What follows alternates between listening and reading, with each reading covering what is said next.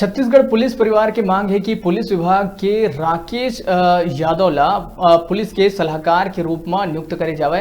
जवान मन ला toll free number 24 घंटा पर जारी करे जावे। एकर प्रभार राकेश यादवला सौंपे जाए। बता दें कि इस संबंध में 4 महीना पहले आदेश पत्र जारी करे गए रही से फिर अब तक आदेश पुलिस हेडक्वार्टर में लंबित है। पुलिस परिवार विधानसभा सत्र के दौरान कैबिनेट मिनिस्टर मन ले भेंट करके राकेश यादवला सलाहकार नियुक्त करे के मांग घलो करे है। पुलिस परिवार के पुष्पा सिंह के कहना है कि सीएम भूपेश बघेल हमार मांग ला स्वीकार करे रही से फिर ओकर बाद भी पाछू 4 महीना ले इस संबंध में पत्र पीएचक्यू में लंबित है, जेकर कोनो औचित्य नहीं है।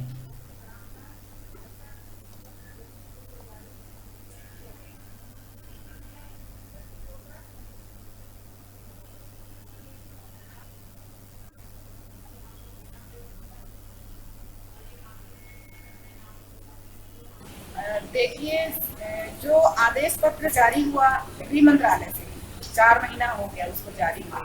तो जहाँ तक मेरा मानना है, मेरी जानकारी ये है कि हम जो शासन से अनुरोध किए हैं कि सलाहकार नियुक्त किया जाए राकेश यादव भैया को, प्रशासन से नहीं।